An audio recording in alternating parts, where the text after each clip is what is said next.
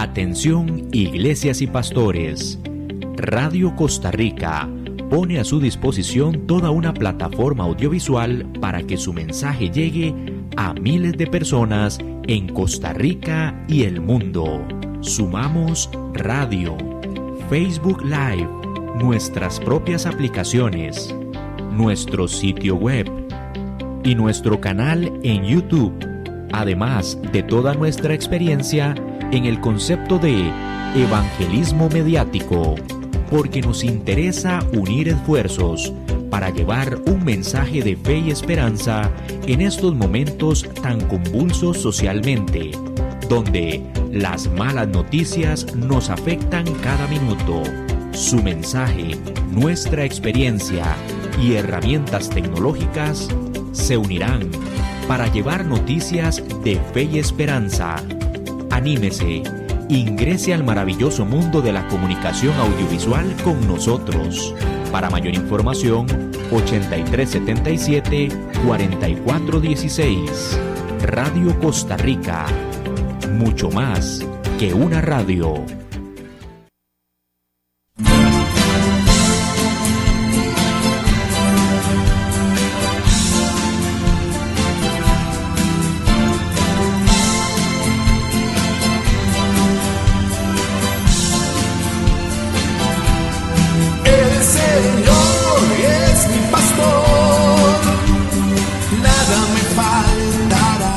Sí, muy buenas tardes, hermanos.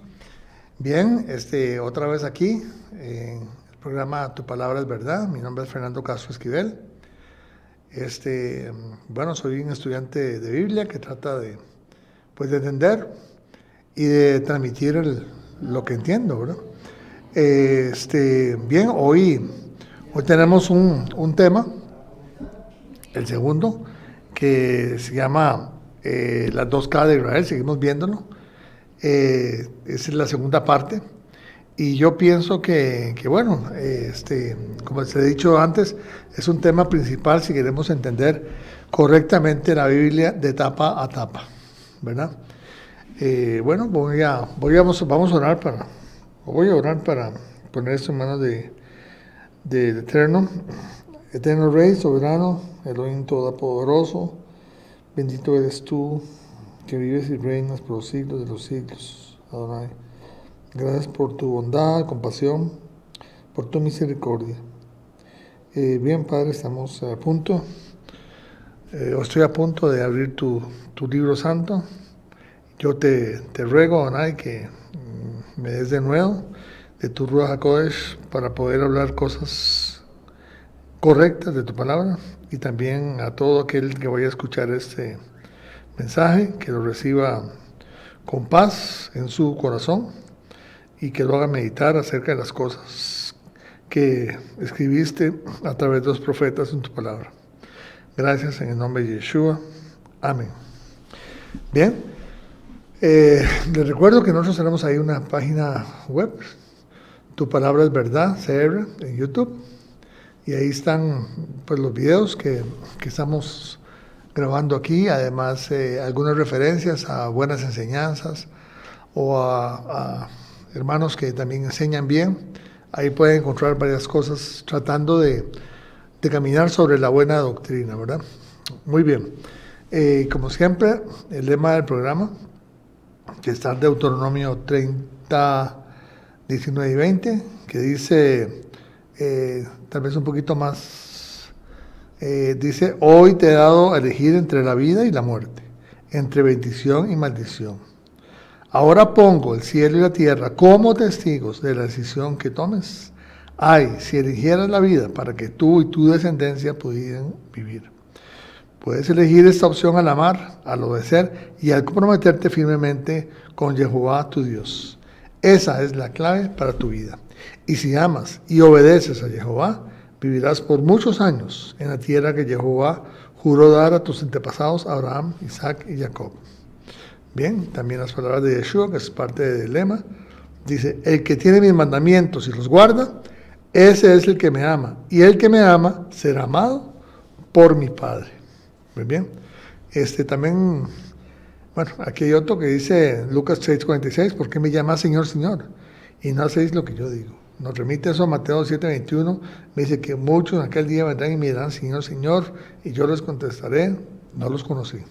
Precisamente aquí está el segundo testigo o lo que lo explica.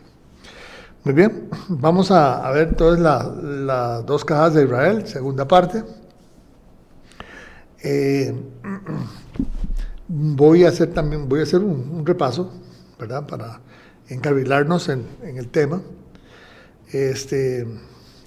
Básicamente, para empezar, y para que vean ustedes que no es un tema baladí, ¿verdad? Baladí, que es un tema sin importancia.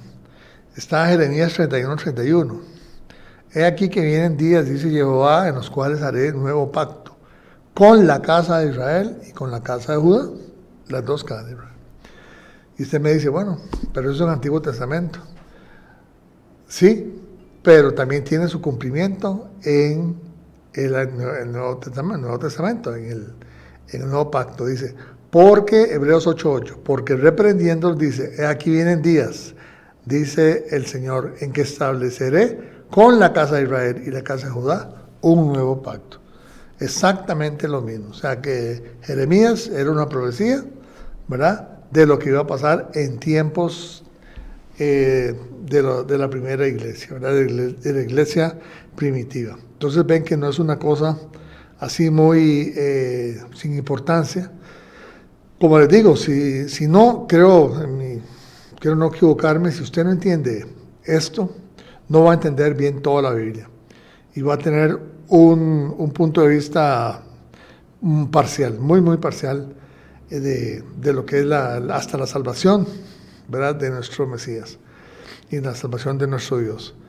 Bien, entonces, hemos visto, ¿verdad?, que las dos casas de Israel, una es Judá, por un lado, y por otro lado, la otra casa, que se llama Efraín o José, ¿verdad?, en hebreo se llama Yosef, o Israel, ¿verdad?, que también se le pone el nombre de Israel, o las 10 tribus perdidas, ¿verdad? Si vamos a usar Israel como esta casa, ¿verdad?, dividida, yo voy a hablar de la Israel del norte, para no hacer confusión. Y eso es muy importante porque muchas veces cuando uno está leyendo la Biblia, está leyendo profetas o está leyendo qué sé yo, los libros, sí, básicamente los profetas, a veces dice Israel y no se da uno cuenta de que está hablando de la casa de Israel, ¿verdad?, de la casa de Efraín. Pero a veces también intercala Israel de Efraín, ¿verdad?, con Israel, las 12 tribus. Entonces hay que tener mucho cuidado, ¿verdad? Como cuando uno come pescado, con mucho cuidado, ¿verdad?, porque son muy diferentes. Yo les digo una cuestión, por ejemplo, que tiene que ver con esto. Dios, según Jeremías, el Eterno decretó un divorcio entre él e Israel, ¿verdad?, pero no se refiere a todas las 12 tribus, sino solamente a Efraín.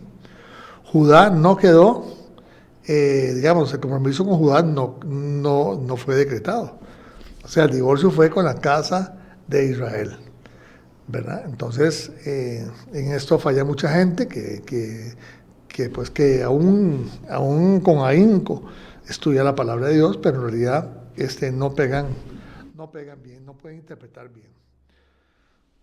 Entonces, bueno, usted lee eso y usted dice, bueno, y en el nuevo pacto no hay gentiles, no hay nuevo pacto para los gentiles, ¿verdad?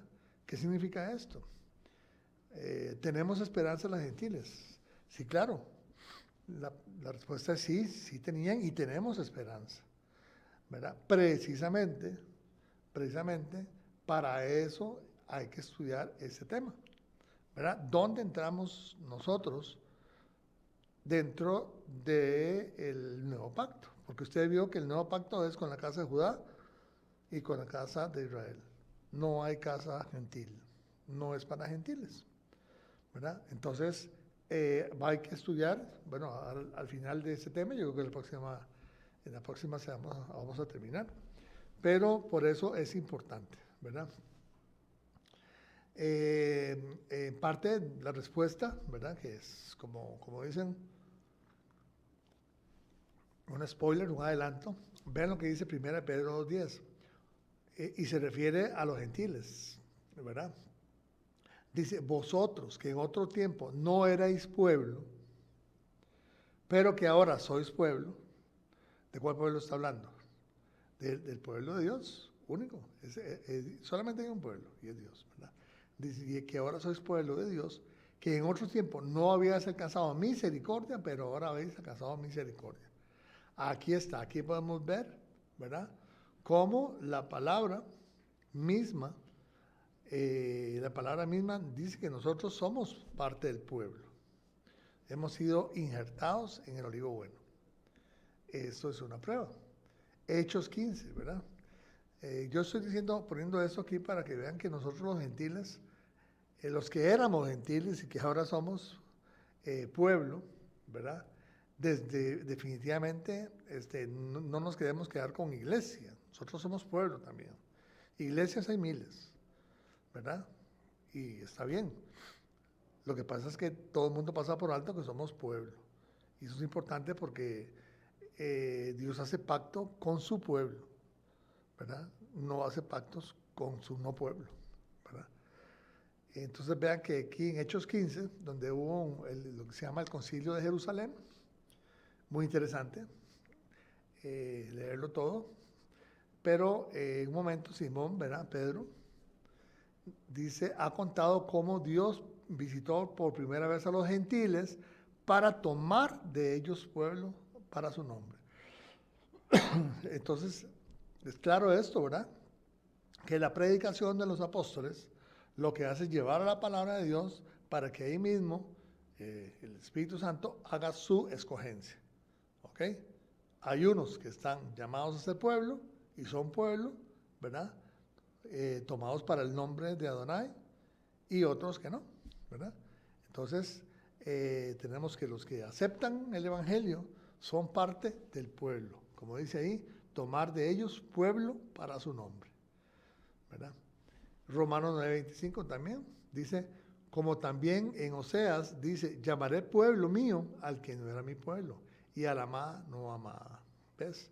Entonces, el mensaje, yo sé que es repetitivo, pero es para que entendas que nosotros, que ahí está la gracia del Eterno es que nos llamó a ser pueblo, los que no éramos, ¿verdad? Pero ahora sí somos pueblo. ¿Ok? Y dice ahí, y en lugar donde les dijo, vosotros no sois pueblo mío, allí serán llamados hijos del Dios viviente. ¿Ok? Tenemos otra aquí. Vean ustedes aquí en Efesios 2:14, dice, porque Él es nuestra paz, que de ambos hizo uno solo, derribando la pared intermedia de separación. ¿Qué es ese pueblo? Dice porque dice que solo uno.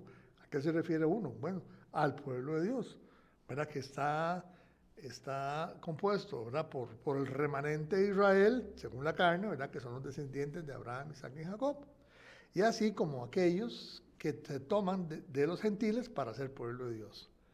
Entre ellos ya no hay separación, ¿verdad? No debiera haber separación, y la gracia es para todos. Es más, entre judíos y gentiles dice que no hay separación. Lo que pasa es que solamente el remanente, ¿verdad?, de los gentiles, que son los que aceptan, son los que son parte del pueblo. ¿Okay?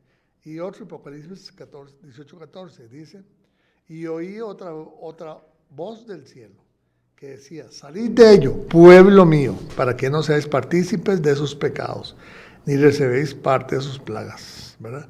Ahí está hablando de Babilonia, una Babilonia que aparece al final.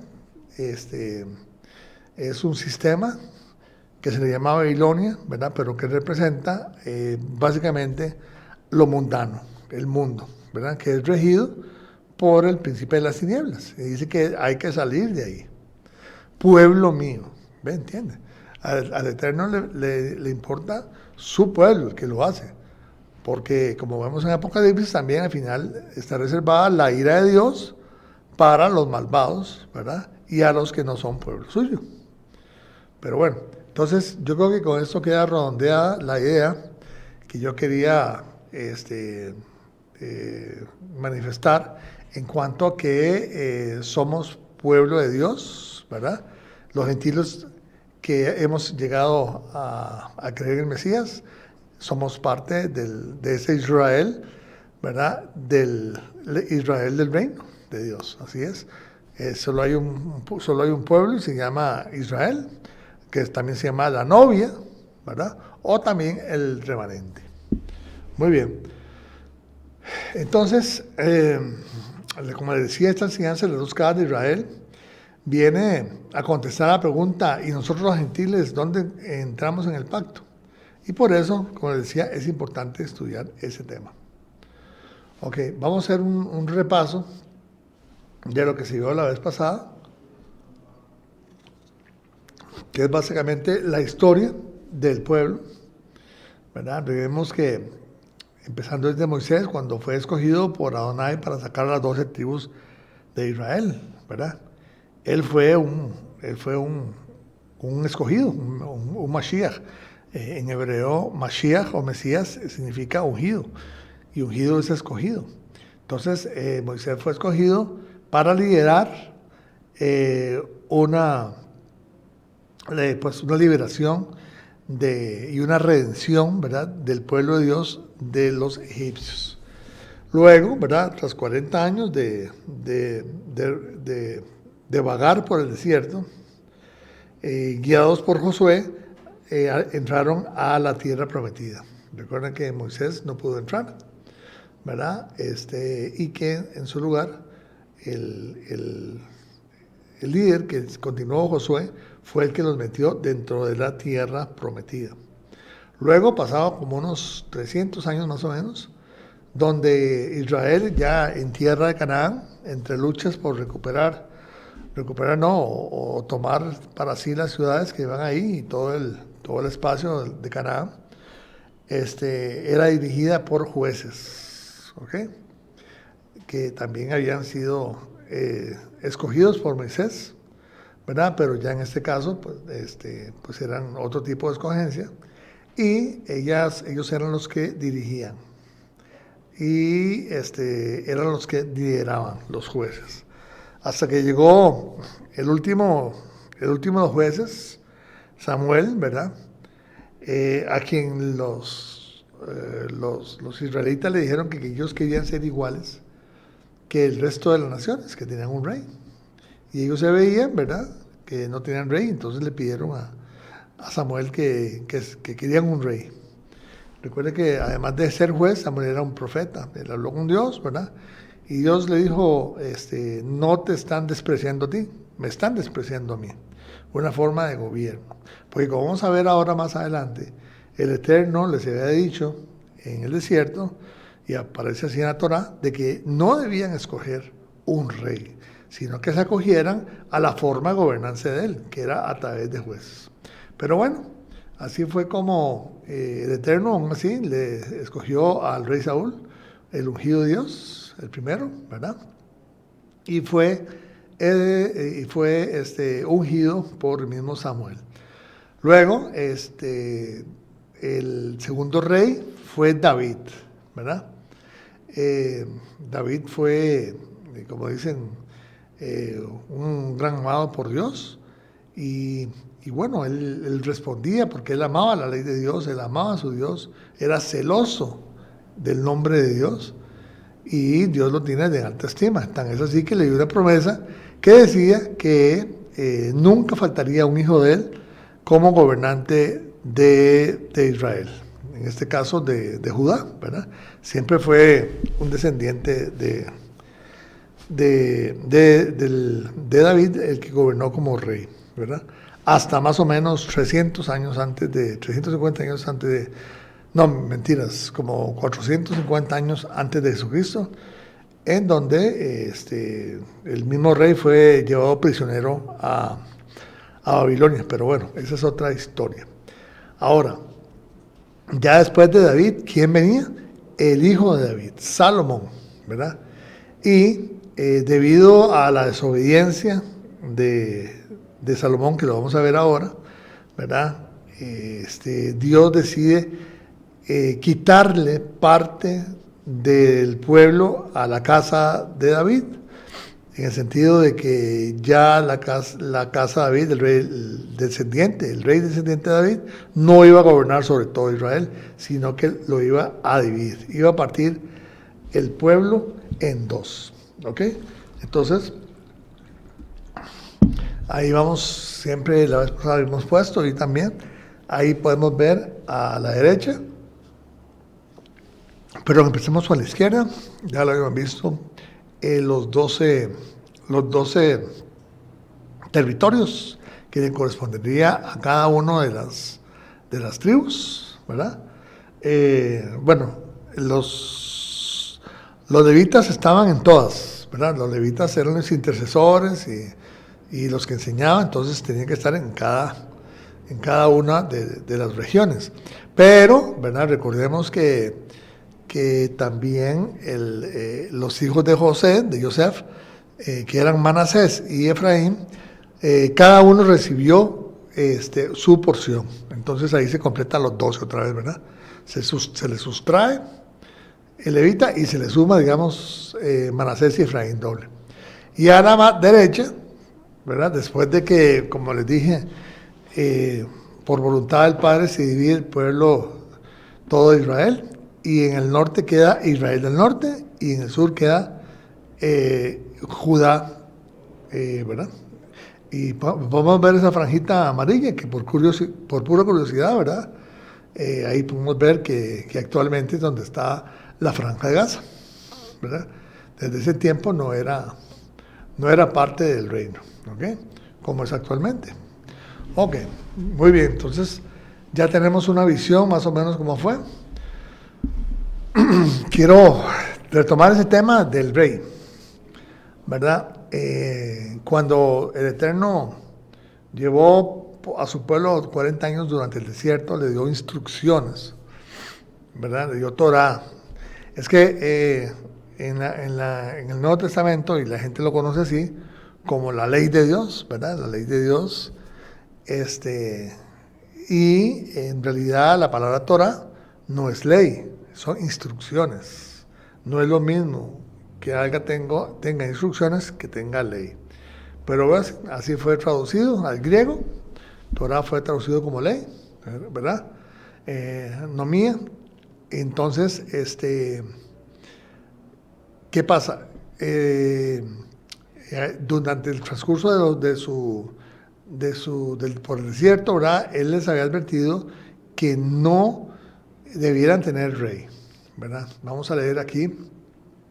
Dice: cuando hayas entrado en la tierra que Jehová tu Dios te da, la tierra prometida, y tomes posesión de ella, y la habites y digas: pondré un rey sobre mí como todas las naciones que están en mis alrededores, ¿verdad? Entonces, aquí tengo malo esto, pero bueno, la cosa fue que ahí les dice que no lo hagan, ¿verdad? Entonces, dice aquí en la próxima, a ver si tal vez vamos a ampliarlo un poquito ahora. Dice en cuanto al rey, disculpe que hubo un problema ahí de una lámina, pero la cuestión es que dice: si aún así, ¿verdad? Yo prohibiéndole, si tal cosa sucediera, asegúrate de designar como rey al hombre que el Señor, ¿verdad? Jehová tu Dios elija. Tendréis que nombrar un hermano israelita, ¿verdad? No podrá ser extranjero. El rey no deberá construir grandes establos para sí, ni enviar a su gente a Egipto para comprar caballos, porque el Señor te ha dicho: nunca vuelvas a Egipto. El rey deberá tomar muchas esposas para sí. Perdón, el rey no deberá tomar muchas esposas para sí, porque ellas apartarán el corazón del Señor. Tampoco deberán acumular para sí grandes cantidades de oro y plata. Cuando se siente en el trono a reinar, deberá producir una copia de este conjunto de instrucciones, ¿ven? De esta Torah, en un rollo, en presencia de los sacerdotes levitas. Tendrá una copia siempre consigo y la leerá todos los días de su vida. ¿Ve lo que le receta, ¿verdad? El Eterno al caso de que hubiera rey, como lo hubo, ¿verdad? Que se dijera por la palabra de Dios y por la Torá y por las instrucciones, ¿verdad? De esa manera aprenderá a temer al Señor tu Dios. Vean qué curioso, ¿verdad? Es lo mismo que dice prácticamente en Romanos 8, ¿verdad? Que la fe viene por el oír y obviamente por el leer la palabra de Dios, ¿verdad? Y vean que cuando Pablo habló de eso, no existía el Nuevo Testamento. Cuando Pablo dijo eso, ¿verdad? Que la fe viene por escuchar la palabra de Dios, solamente existía el Tanaj, ¿verdad? El Viejo Testamento. Y para continuar, ahí leyendo, ¿verdad? Dice: de esa manera aprenderá a temer al Señor su Dios al obedecer las condiciones de esta serie de instrucciones y decretos. La lectura diaria impedirá que se vuelva orgulloso y actúe como si fuera superior al resto de los compatriotas. Y también impedirá que se aparte de los mandatos en lo más mínimo. Además, será una garantía de que él y sus descendientes reinarán por muchas generaciones a Israel. Clarito, ¿verdad? Ahí lo está mencionando, qué sé yo, unos 500 años antes de que llegara Salomón, ¿verdad? Y le dijo palmo a palmo qué no debía hacer. ¿Y qué hizo Salomón? Bueno, vean lo que hizo. Ahora, ¿por qué estoy relatando a Salomón? Porque precisamente, como vamos a ver, la desobediencia, el extravío absoluto a Salomón, porque yo creo que no faltó nada de lo que acabamos de leer, o sea, todo se lo brincó, absolutamente todo. Para aquí parece que hubiera haciendo un checklist ahí, ¿verdad? Cumplido, cumplido, cumplido, o descumplido, desobedecido. Porque todo lo único que cumplió fue que era israelita, nada más. Lo demás lo fue. Entonces, ¿por qué es importante ver esto? Porque precisamente el Eterno al hijo de Salomón le dice: voy a romper el reino porque tu padre Salomón, ¿verdad? Tu padre Salomón desobedeció e hizo todo lo que yo no quería. Y especialmente la idolatría. Adoró imágenes, adoró otros dioses. Entonces, por eso es que hay que estudiar bien qué fue lo que hizo Salomón. Oiga, y a todo esto, ¿verdad? Salomón, y esta es una lección para nosotros, que siendo, como dice la palabra de Dios, el hombre más sabio del planeta, hizo esto.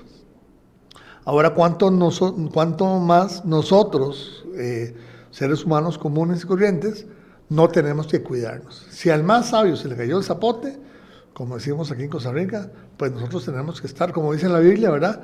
Que cree que esté firme, mira que no caiga, mira que no se le caiga el zapote, ¿verdad? Podríamos decir. Pero vamos a ver aquí. Dice: pero el rey Salomón amó además a la hija del faraón, no solamente, ¿verdad? Le dijo que no volviera a Egipto y, como dice, peor, ¿verdad? Se casó con la hija del faraón. Y muchas otras extranjeras, cuando el Eterno le ha dicho al pueblo que no se mezclara con gente de Canaán. Pero Salomón hacía todo lo contrario, ¿verdad? Se casó con moabitas, amonitas, sedomitas, sidonias y eteas. ¿Okay? Dice ahí: tuvo 700 mujeres reinas y 300 concubinas. Imagínese usted, 1000 mujeres, ¿verdad? Y habíamos leído hace poco, ¿verdad?, que no tuvieran muchas mujeres, dice. Y sus mujeres hicieron que se desviara su corazón. Y sucedió que cuando Salomón, precisamente lo que habíamos leído en Deuteronomio, le dijo que si él iba con otras mujeres, le iban a desviar el corazón, y tal y como fue profetizado, le desviaron el corazón a Salomón hacia otros dioses, ¿verdad? Dice, se desviara su corazón. Y sucedió que cuando Salomón ya era anciano, sus mujeres hicieron que su corazón se desviara hacia otros dioses, lo que el Eterno más abomina, ¿verdad? La idolatría. ¿Okay? Su corazón no fue íntegro para Jehová, su Dios, como era el corazón de su padre David. Ahí está la diferencia entre David y su padre. Además, él le dice a Salomón que le voy a quitar el trono, ¿verdad?, a la casa de David, las 10 tribus, o sea, el poder son las 10 tribus. Y digo, y no lo hago durante tu reinado por amor a mi siervo David, sino que lo haré en tu hijo. Roboam, ¿verdad? Y todavía dice, porque Salomón siguió a Astarte, diosa de los sidonios, y a Moloc, ídolo detestable por los amonitas. ¿Qué hacía Moloc? ¿O qué hacía, cómo era la adoración a Moloc? Yo ya lo he escuchado, ¿verdad? Que se le daban la vida de los primogénitos, de bebés.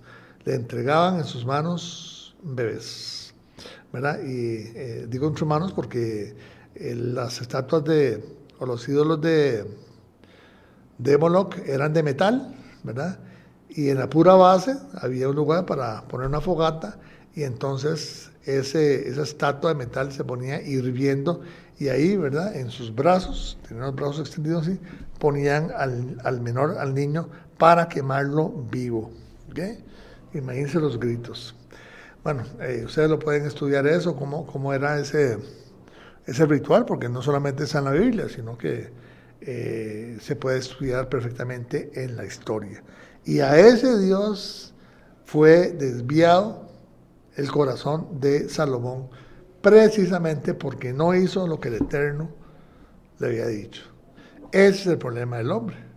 Desde la situación con Adán y Eva, ese ha sido el problema, la desobediencia, ¿verdad? No le dan la autoridad a la palabra de Dios y le quitan a Dios la autoridad, ¿verdad? Entonces, es algo que nosotros tenemos, yo particularmente, o el movimiento al que pertenezco, le damos mucha importancia a la obediencia, tratar de ir haciendo lo que se nos dice y comprendiendo lo que hacemos. No sé si yo me estoy explicando bien, ¿verdad? Cuando el pueblo, cuando Dios le iba a entregar los 10 mandamientos al pueblo, ¿verdad?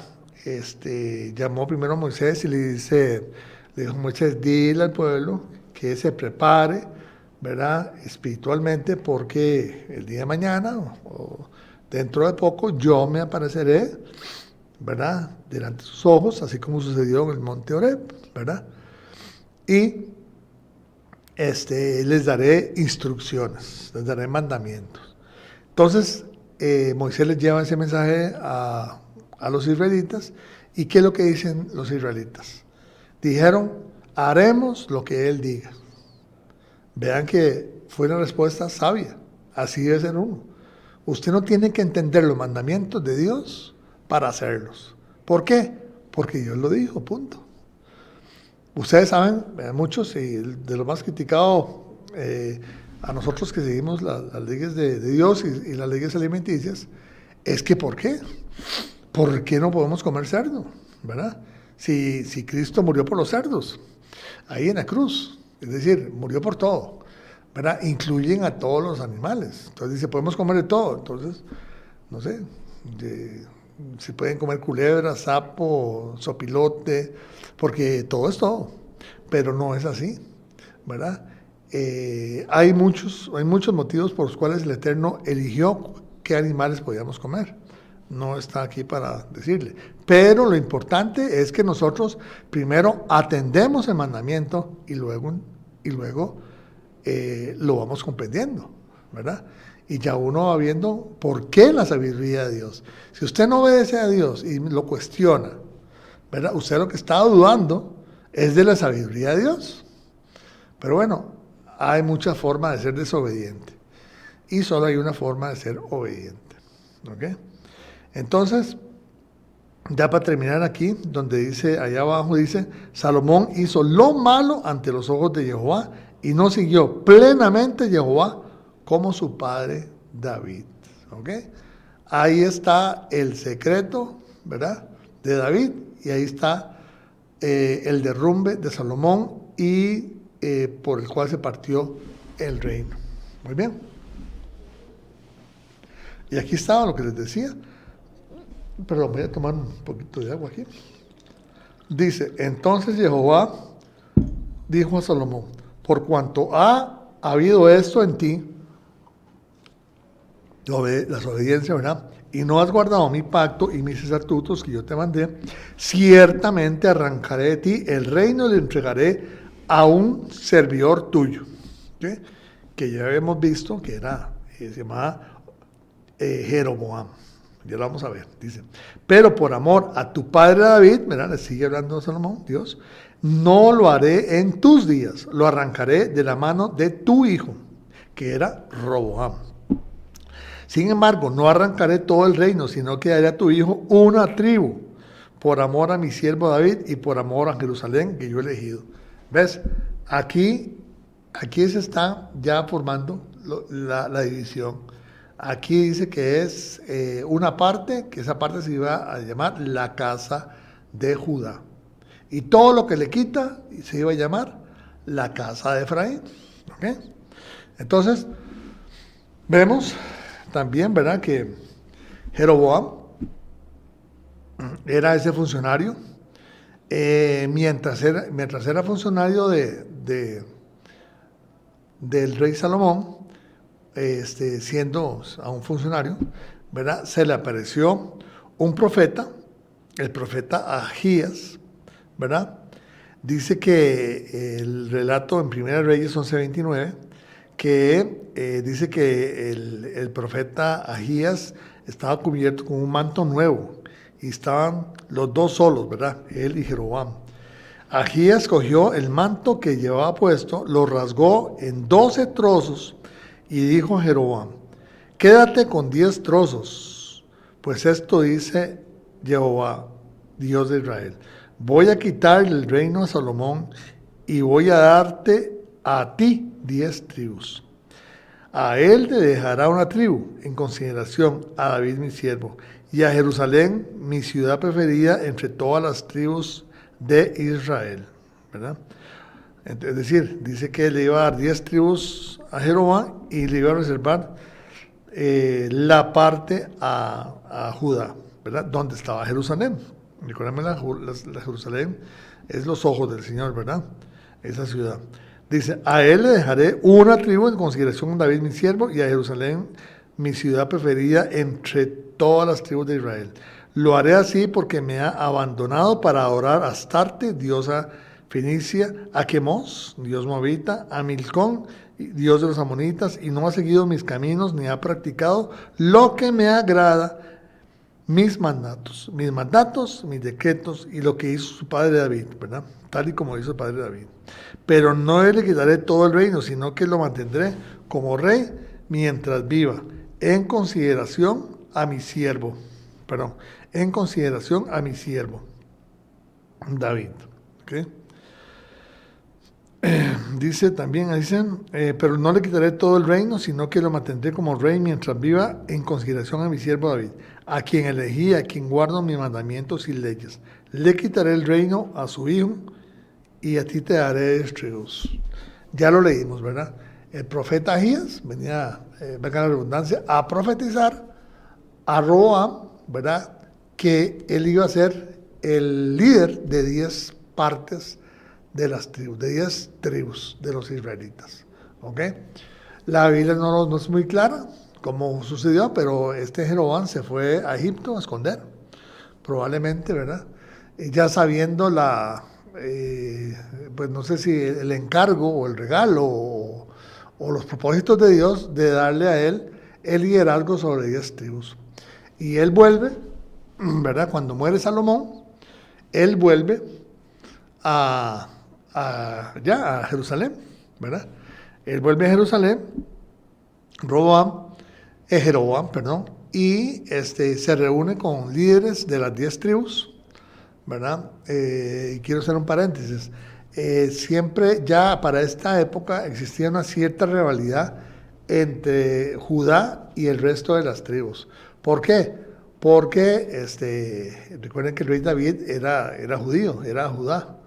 Y como que, por lo que he podido estudiar un poquito, ¿verdad?, la gente de Judá era un poquito más, creída o menospreciada un poco a los que no eran judíos. Por ahí viene el asunto, ¿ok?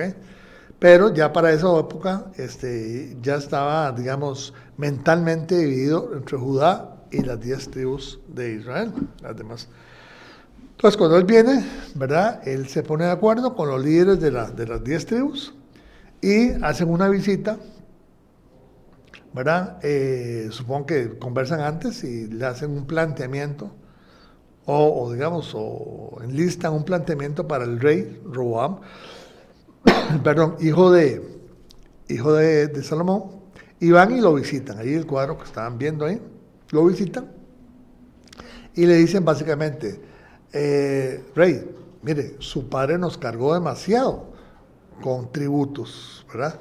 Y claro, vimos que Salomón tenía mucha plata, pero veamos que era a costa del pueblo, ¿verdad? Entonces la cosa es que ellos les dicen, mire, le dice, vea, rey, si usted no baja los impuestos, toda esta gente que yo represento, nos vamos a ir en revuelta, nos vamos a apartar de su reinado. Usted no va a ser más nuestro rey. Así que le dejamos planteado eso, ¿verdad? Y vinimos después por la respuesta. Ok, la cosa fue que, dice la historia bíblica, que se fueron, ¿verdad? Y que Roboam hizo dos consultas. Una a los ancianos, que le dijeron, sí, es inteligente y es comprensible y es atendible lo que están pidiendo, baja los impuestos. También les consulta, ¿verdad? Dice la palabra, a gente joven como él, sus amigos o compañeros, no sé, y ellos le dicen, no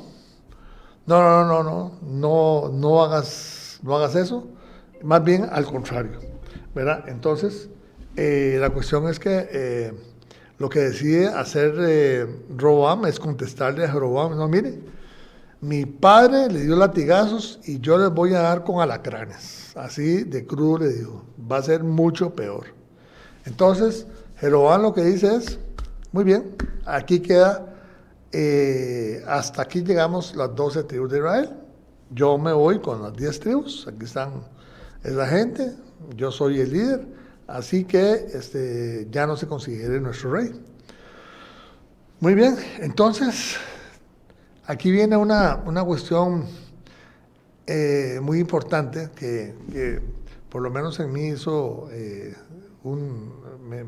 me cautivó, me llamó la atención, que dice la palabra de Dios que que en algún momento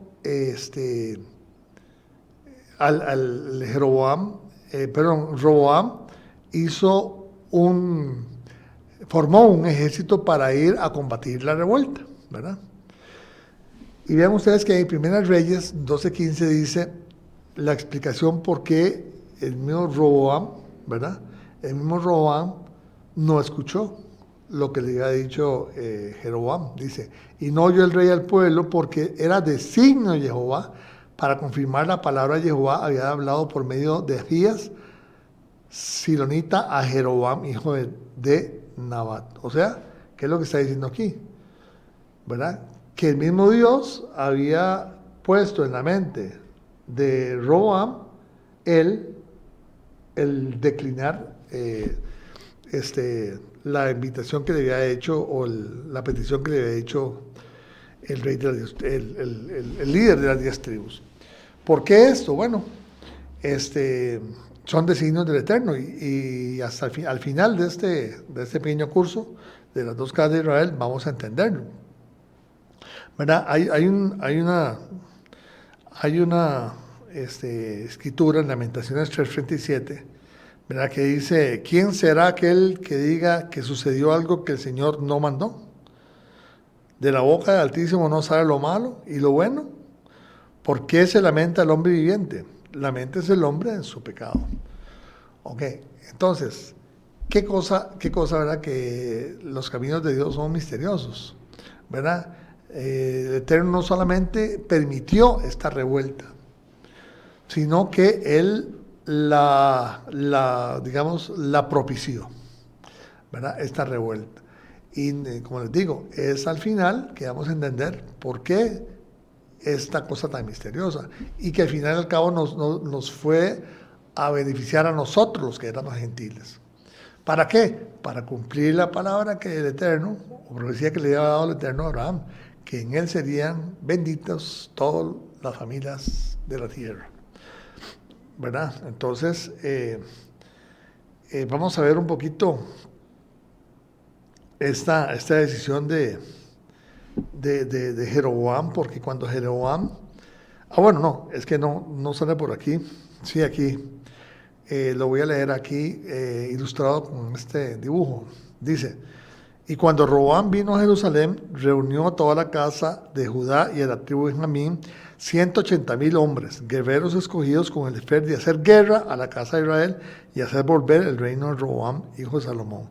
O sea, él hizo un ejército de 180,000 hombres, 180,000 hombres, para ir a apagar la revuelta, ¿verdad? Dice: pero vino palabra de Jehová a Seamías, varón de Dios, otro profeta, diciendo: habla Roboam, hijo de Salomón, rey de Judá, y a toda la casa de Judá, de Benjamín, y a los demás pueblos del pueblo, diciendo: así ha dicho Jehová, no vayáis ni peleéis contra vuestros hermanos, los hijos de Israel, volveos cada uno a su casa. O sea, no mande los 180,000, ¿verdad? Dice: porque esto lo he hecho yo. Así es, Jehová lo había mandado, ¿verdad? Y ellos oyeron la palabra de Dios y volvieron y se fueron conforme a la palabra de Jehová. Esa está en Primera de Reyes 12:21. Entonces vemos aquí que efectivamente esta separación del pueblo la hizo el Eterno. Y eso es lo raro, ¿cómo es? Porque el Eterno va a mandar a dividir si Él siempre tiende a la unidad. Pero bueno, así fue que sucedió. Y hoy vamos a ver. Obviamente la revuelta se consolidó, ¿verdad?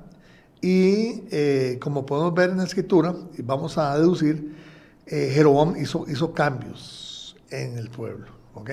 Recuerde que los judíos se rigen por la ley de Dios, y si lo que no está escrito en ese tiempo, ¿verdad? En ese tiempo, lo que no estaba escrito no sucedía, ¿verdad? Nada contrario a eso. Si el Eterno decía que había ciertas fiestas, esas son las que se hacían, ¿verdad? Si el Eterno decía que estas son las personas que pueden ser levitas, pueden ser sacerdotes, esos eran.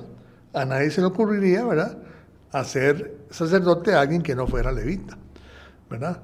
Y por ejemplo cumplían que no sabían que no había que adorar imágenes. Y obviamente no se adoraban imágenes, ¿verdad?, básicamente, ¿verdad?, como algo normal, no le decían a lo malo bueno. Sí, había gente que hacía idolatría, pero era malo. Pero aquí viene Jeroboam, ¿verdad?, ya como rey del norte, rey de Israel del norte, y comienza a decirlo: a lo malo, bueno, y a lo bueno, malo. Precisamente, esa es la importancia de Jeroboam. Entonces, el camino de las 10 tribus de Israel, ¿verdad?, de Israel del norte, se fue desviando totalmente y empezó con estas reformas que hizo Jeroboam. Vamos a ver el primero. Dice: estableció un nuevo culto religioso, ¿verdad?, porque Jeroboam temía que si el pueblo seguía yendo a Jerusalén a adorar al templo, su lealtad volvería a la dinastía davídica. Por eso tomó las siguientes medidas. O sea, Jeroboam era muy inteligente. Lo que dijo: bueno, la ley de Dios, las instrucciones de Dios dice que cada año tenemos que ir 3 veces a Jerusalén. Eso no puede ser, porque si ellos siguen siendo a Jerusalén, su corazón nunca se va a despegar del reinado, ¿verdad?, del hijo de Salomón y el hijo de David. Entonces él dijo: no, aquí voy a cortar y voy a hacer un cambio para que ellos no tengan que devolverse, o ellos crean que ya no hay una obligación de ir 3 veces al año a Jerusalén, ¿verdad? Por eso, dice, fabricó 2 becerros de oro y los colocó en Betel, ¿verdad?, al sur del reino del norte, ¿verdad? Y otra y otra en Dan, ¿verdad?, al extremo norte. En Betel era el sur, puso un becerro de oro, y en el norte, en Dan, puso otro becerro. Y dijo algo terrible, ¿verdad? Aquí no sale, ¿verdad? Lo que él dijo fue que era para adorar a aquellos que los había liberado de Egipto. Imagínense usted. Le dice: estos becerros fueron los que los liberaron de Egipto. quitándole al Eterno, ¿verdad?, toda la gloria por haberlo sacado de la forma que lo sacó de Egipto. Así fue, así comenzó mal, ¿verdad? Y dice ahí, y dijo su pueblo, bastante habéis ido a Jerusalén. He aquí tus dioses, oh Israel, que te hicieron subir de la tierra de Egipto. Así de crudo como suena. ¿Cómo es posible que alguien diga eso? Bueno, la maldad del hombre no tiene límites, ¿verdad? Y entonces, como le digo, era muy inteligente. Luego dice, cambió el lugar de culto, estableció santuarios alternativos en Betel y Dan, desviando culto al templo de Jerusalén, e instituyó lugares de oración y altares paganos. Entonces, ahí comenzó a fomentar los altares en cualquier lado, ¿verdad? Y el Eterno, desde la Torá, había dicho que no, que solamente había un pueblo, había un lugar para adorar, ¿verdad? Un lugar para adorar. Ahí podemos ver un mapa, ¿verdad? Donde ahí está el mapa de las 10 tribus, ¿verdad? De Efraín, una al norte y otra al sur. Bien. Ahora, vean, quiero leer esto, ¿verdad? Que ya estaba previsto por el Eterno que solamente iba a haber un lugar de adoración, que obviamente es Jerusalén. Dice, estos son los estatutos y leyes que tendrán cuidado de poner por práctica mientras vivan en la tierra que Jehová, tu Dios y Dios de tus antepasados les ha dado posesión. Destruirán por completo todos los lugares donde adoran sus dioses las naciones que ustedes van a conquistar. Es decir, en las montañas, en las colinas y debajo de todo árbol frondoso.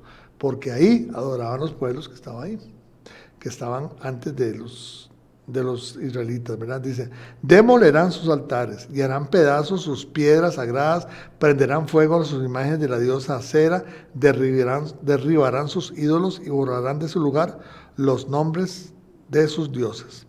No harán lo mismo con Jehová su Dios, sino que irán y lo buscarán en el lugar de entre todas las tribus que Jehová escoja como residencia de su nombre.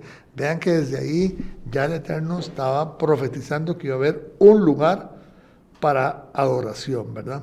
Para que fueran ahí a rendirle honor a su nombre. Dice, allí llevarán ustedes sus holocaustos, sus sacrificios, diezmos, contribuciones, promesas, ofrendas voluntarias y los primogénitos de sus vacas y ovejas. Entonces, en la presencia de Jehová su Dios, ustedes y sus familias comerán y se regocijarán por los logros de su trabajo, por Jehová su Dios los habrá bendecido. Entonces, él manda ahí, ¿verdad? Desde entonces a que solamente haya un lugar. Ok, ¿qué pasó aquí? Entonces, Roboam hizo todo lo contrario, ¿verdad? Roboam no solamente puso becerros de oro, ¿verdad?, idolátricos en el norte y en el sur, ¿verdad?, para ir a adorar, y fomentó que igual ya sean los paganos, los pueblos paganos que estaban antes, para que adoraran debajo de cualquier árbol, en cualquier colina o en cualquier montaña, ¿verdad? ¿Qué más hizo Rehoboam? Tremendo. Dice, nombró sacerdotes no levitas.